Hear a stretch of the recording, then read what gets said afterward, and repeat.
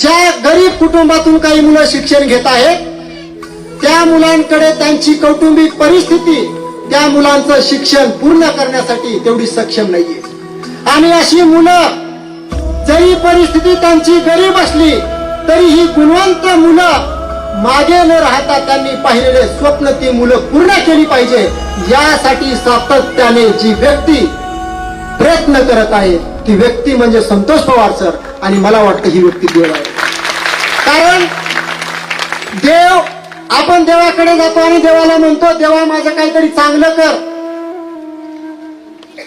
आणि ज्यावेळेस आपण संतोष पवार सरांकडे एखादी अडचण घेऊन जातो ना सर, कारण काही दिवसापूर्वी मी सुद्धा संतोष पवार सरांकडे गेलो होतो. मी एका पुस्तकाच्या दुकानावर जॉब मागण्यासाठी गेलो होतो आणि त्या पुस्तकाच्या दुकानदारांनी मला ॲडव्होकेट संतोष पवार सरांची ओळख सांगितली आणि मी सरांकडे गेल्यानंतर सरांनी मला 1 डझन रजिस्टर दिले. आणि सरांनी ज्या वेळेस 1 डझन रजिस्टर दिले, सगळ्यात महत्वाचं सरांनी फक्त 1 डझन रजिस्टर दिले नाही तर एक सामाजिक बांधिलकी काय असते, माणुसकी काय असते ते बीज सरांनी त्यावेळेस माझ्यामध्ये रुजवलं. आणि म्हणून जवळपास मी स्वतः काम करत असताना मी पार्ट टाइम जॉब करून शिकलो. आणि त्यावेळेस ज्यावेळेस मी शिवभोजनवर काम करत होतो, काही मुलं ज्यांचे आई वडील पश्चिम महाराष्ट्र कर्नाटक मध्ये ऊस तोडायला गेलेले आहेत, गुणवंत विद्यार्थी होते सर, पण मेस लावू शकत नव्हते. 2 वेळेचं जेवण करण्यासाठी त्यांच्याकडे पैसे नव्हते आणि ही मुलं त्या शिवभोजनवर फ्री मध्ये जेवायला यायचे.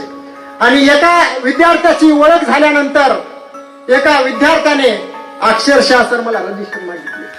आणि त्या विद्यार्थ्याने जेव्हा मला रजिस्टर मागितले आणि पवार सरांनी जी मला मदत केली होती, मला माझीच परिस्थिती आठवली. आणि जेव्हा मला माझी परिस्थिती आठवली तेव्हा मी स्वतः माझ्या कामाच्या उरलेल्या पैशातून मी त्या विद्यार्थ्याला रजिस्टर द्यायला सुरुवात केली.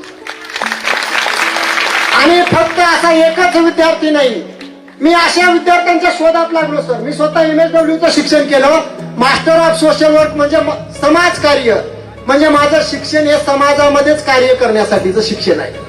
आणि असं करत करत जवळपास 20-25 विद्यार्थी मला असे भेटले जे जीव तोडून अभ्यास करायला तयार आहेत, फक्त परिस्थिती गरीब आहे.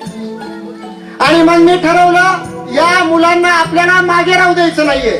सरांचा आधार घेऊन मी स्वतः एक माणुसकीने माणूस घडवायचा आहे हा उपक्रम सुरू केला. म्हणजे जो एखादा विद्यार्थी असेल त्याची कास्ट, त्याचा धर्म, तो कोणत्या जातीचा आहे हे माझ्यासाठी महत्वाचं नाहीये. तो फक्त एक माणूस आहे आणि एक माणुसकीच्या नात्याने तो अडचणीत आहे, त्याला मदत करणं फक्त एवढंच माझं कर्तव्य समजतं. आणि शेवटच्या श्वासापर्यंत मी चांगलं काम करण्याचं, चांगल्या सहवासात राहून मी प्रयत्न करत राहणार आहे. शेवटी मला पवार सरांबद्दल 2च शब्द सांगाय वाटतात. सर, फूल खाली पडतील पण सुगंध नाही, फूल खाली पडतील पण सुगंध नाही, चंद्र खाली जाईल पण तारे नाही, नदीतील पाणी संपेल पण सागरातील नाही. सर, तुम्हाला सारे जग विसरेल पण हा श्रेयस तुम्हाला कधीच विसरणार नाही, कधीच विसरणार नाही. बस एवढंच बोलतो आणि थांबतो. खूप खूप धन्यवाद.